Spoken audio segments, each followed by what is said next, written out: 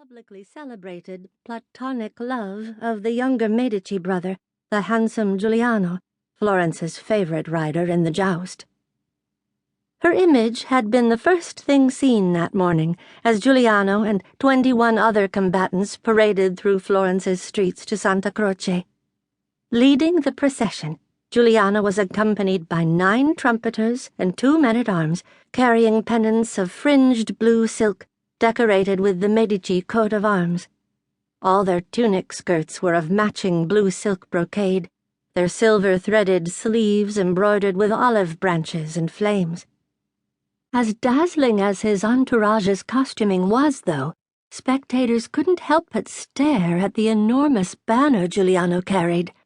On it, Simonetta was depicted as Pallas, the Greek goddess of wisdom and war, over a motto in gold lettering, La Sans Par, the unparalleled one. The great Botticelli had painted her, holding a jousting lance and shield in a golden tunic and breastplate, looking up to the sky. Beside her, ignored, Cupid was tied to an olive tree. The banner's message was clear. As Pallas, Simonetta was not distracted or beguiled by Cupid's earthly romances. Follow her gaze and her example to make it to heaven. When Simonetta climbed the grand dais stairs to take her throne, she had received as many cheers as the city's beloved Giuliano would when he rode into the lists to the fanfare of herald trumpets.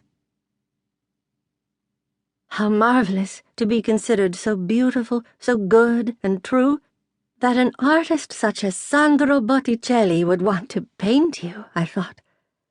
Jealous, I pulled my hand away and spoke sharply. It's fine. The slightest of frowns creased Simonetta's brow. We must be friends, Ginevra de Benci Nicolini. I have so few since moving here from Piombino to marry Marco. We are, after all, cousins by marriage.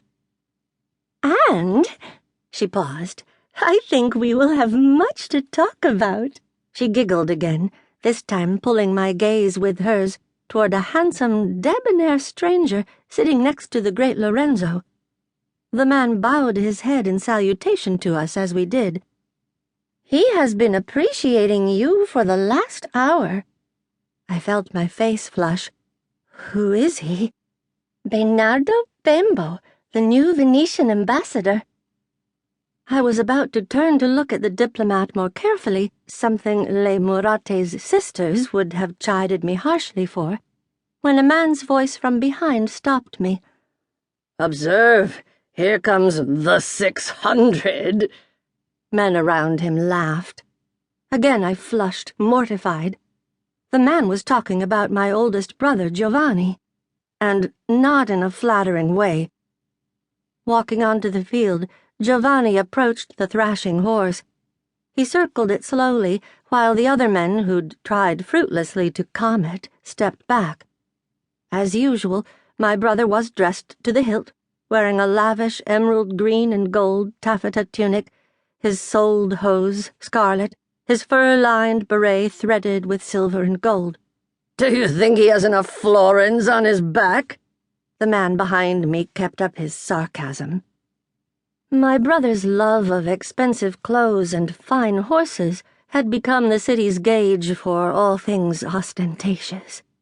Giovanni had purchased a magnificent horse from the Barbary coast of North Africa for a staggering 600 florins, an amount that equaled the annual income of 10 skilled artisans combined.